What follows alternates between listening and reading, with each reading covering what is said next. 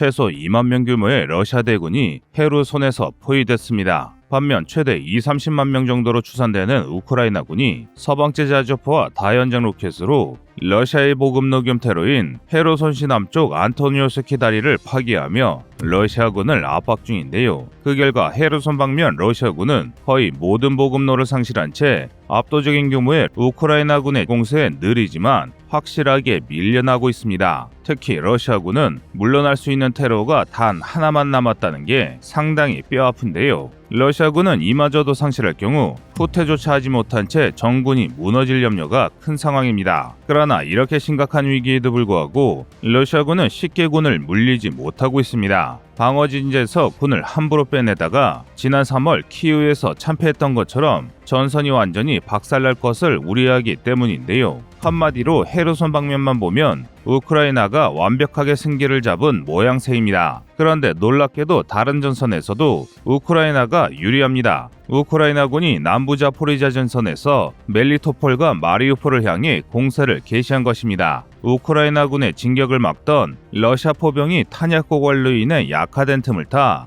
빠르게 탈환지를 늘리려는 모습을 보이고 있는 것인데요. 하르키우 북방전선에서도 이런 움직임이 관측되고 있습니다. 반면 러시아의 상황은 처참합니다. 지난 3개월간 꾸준히 진격하던 돈바스 전선조차 화력 부족으로 진격이 멈췄습니다. 심지어 서방으로부터 하이마스와 각종 자주포를 지원받은 우크라이나의 대포병 사격에 수적으로 훨씬 우수한 러시아 포병이 대응할 포탄이 없어 맥없이 무너지는 모양새인데요. 하지만 아직 전쟁은 끝나지 않았습니다. 현재 러시아군은 값비싼 지대공 미사일을 단순 포격으로 낭비해가며 전선을 유지하기 위해 최선을 다하고 있습니다. 또 현대 포병전에서 반드시 필요한 드론 전력을 보충하기 위해 이란과 접촉해 드론을 추가 확보하기 위해 노력 중입니다. 뿐만 아니라 우크라이나에게 수적으로 밀리는 답답한 상황을 극복하기 위해 본격적인 병력 동원을 준비하면서 전선으로 병력을 밀어넣고 있는데요. 그렇다면 이 끔찍하고 끝없는 전쟁은 대체 언제 끝나는 것일까요? 그래서 준비했습니다. 오늘은 지난 열흘간 있었던 우크라이나 전쟁의 여러 사건과 전행에 대해 상세히 알려드리겠습니다.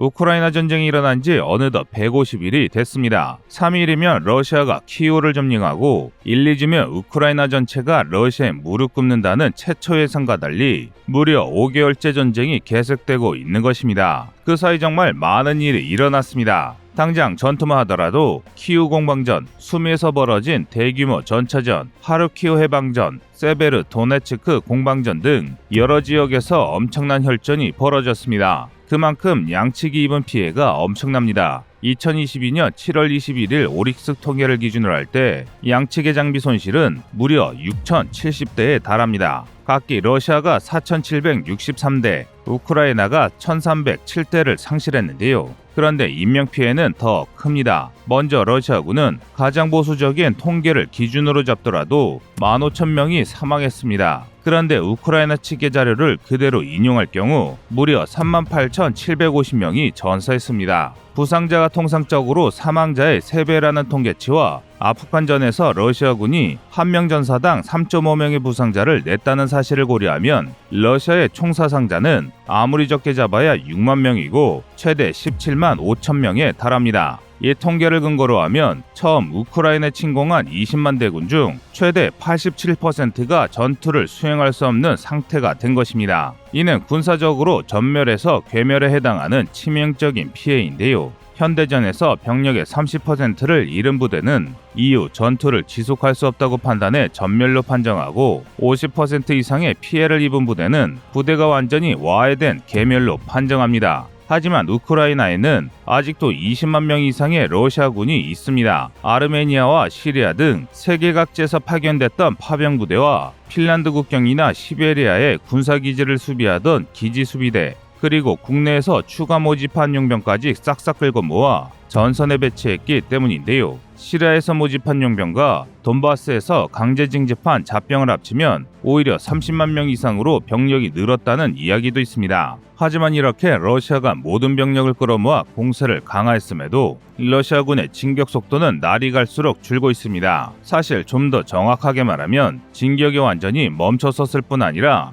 우크라이나의 반격에 밀려 기존에 점령했던 영토를 토해내고 있는데요. 그 이유는 우크라이나가 러시아 이상으로 엄청난 규모의 병력을 동원했기 때문입니다. 현재 우크라이나는 총 100만 명의 병력을 동원했습니다. 사실상 운영할 수 있는 최대 한도까지 자국의 병력을 동원한 것입니다. 처음에는 나눠줄 무기가 없어 나무총을 들고 훈련을 했으나 최근에는 미국과 유럽의 지원이 본격화되면서 무장을 갖춰 전선에 투입되고 있습니다. 심지어 일부 병력은 영국 등 유럽 여러 국가에서 정규 훈련을 받는 등 질적 성장도 상당히 빠릅니다. 정리하자면 우크라이나군은 러시아군보다 수적으로 3배 앞서고 있으며 병사 개개인의 질적 우위 역시 역전된 상황입니다. 이렇게만 보면 우크라이나가 러시아를 금세 압도할 수 있을 것 같은데요. 하지만 우크라이나 측 역시 웃을 수 있는 상황은 아닙니다. 인명피해가 눈덩이처럼 불고 있기 때문인데요. 여러 우크라이나 정보통과 외신들에 따르면 우크라이나군은 세베르도네츠크에서 격전이 벌어질 때 하루 200명을 상실했습니다. 달리 말해 한 달에 6,000명의 전사자와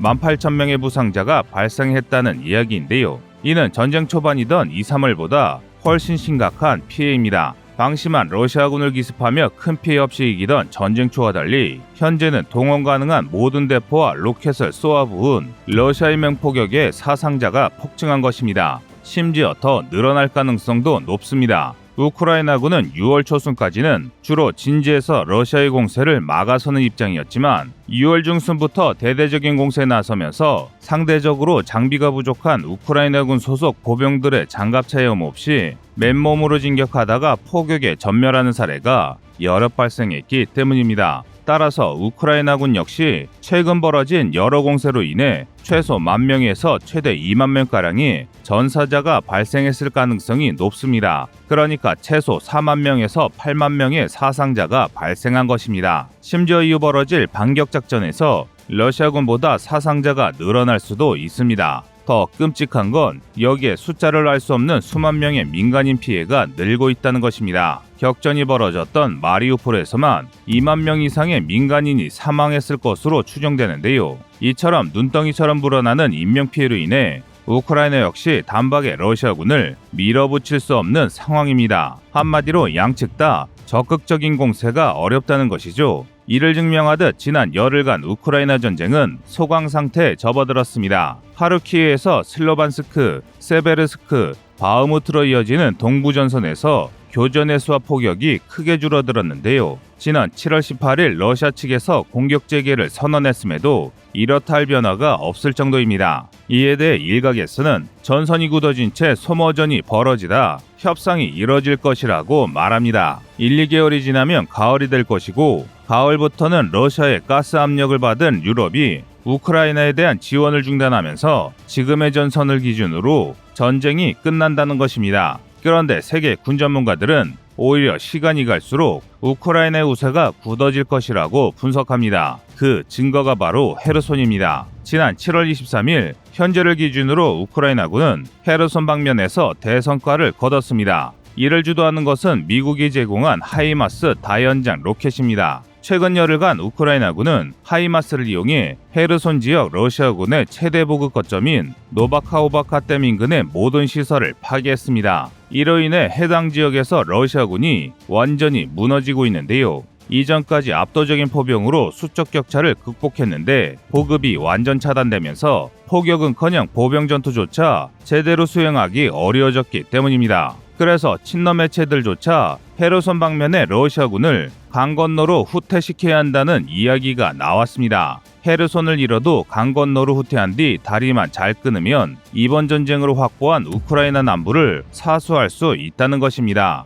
그런데 문제가 생겼습니다. 러시아군의 퇴각이 불가능해졌습니다. 그 이유는 우크라이나군이 퇴로를 막았기 때문입니다. 현재 헤르손 방면에 러시아군이 태각을 위해 사용할 수 있는 다리는 노바카호바카 댐 위 2차선 도로가 유일합니다. 남은 다리가 하나 더 있기는 하지만 철도형이라 수많은 러시아군이 운용하는 각종 차량이 통행하기에 적합하지 않은 상황입니다. 게다가 그마저도 노바카호바카는 하이마스의 사정권입니다. 뭉쳐서 도망가려고 했다가는 단체로 통구이가 될 수 있는 것이죠. 그나마 철로를 이용하면 후퇴가 가능합니다. 하지만 이마저도 그리 쉽지 않습니다. 멜리토폴 방면에 우크라이나 게릴라가 철도와 기관차를 연달아 파기에 차량 보급에 의존하고 있었을 정도로 철도 상황이 좋지 않기 때문인데요. 이래서야 태각할 때 쓸 기관차를 파견할 수 없습니다. 정리하자면 헤르손주의 러시아군은 사실상 우크라이나군에게 포위된 상태입니다. 따라서 이대로라면 얼마지 않아 우크라이나가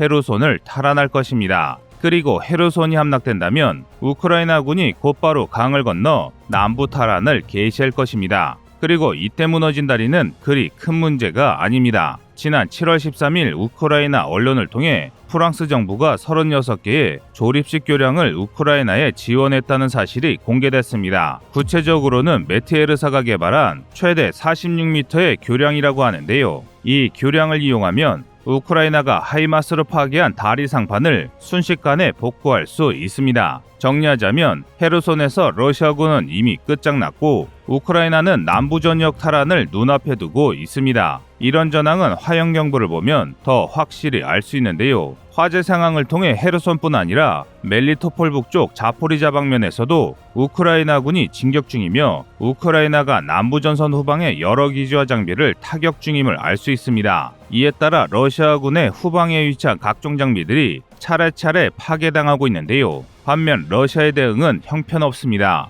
헤르손 상공에서 최신 수호이 35 전투기를 허무하게 상실했고 첨단 이스칸데르 미사일이 발사하자마자 추락하는 등 여러 추태가 이어지고 있습니다.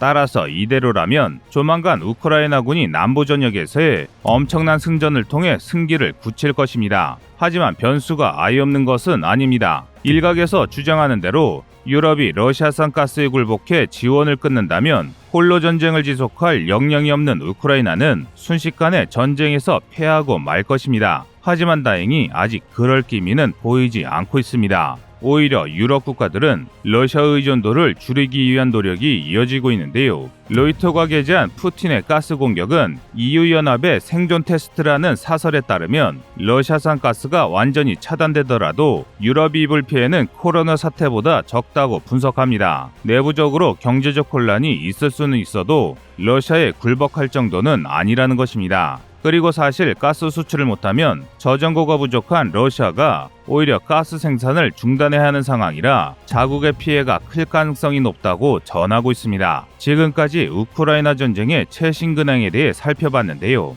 요약하자면 우크라이나가 이번 남부 탈환 작전에 성공할지 아니면 대패해 공세 능력을 잃을지에 따라 전쟁의 향방이 결정될 것입니다. 이후 보도는 다음 주에 다시 전해드리겠습니다. 이상 꺼리투브였습니다.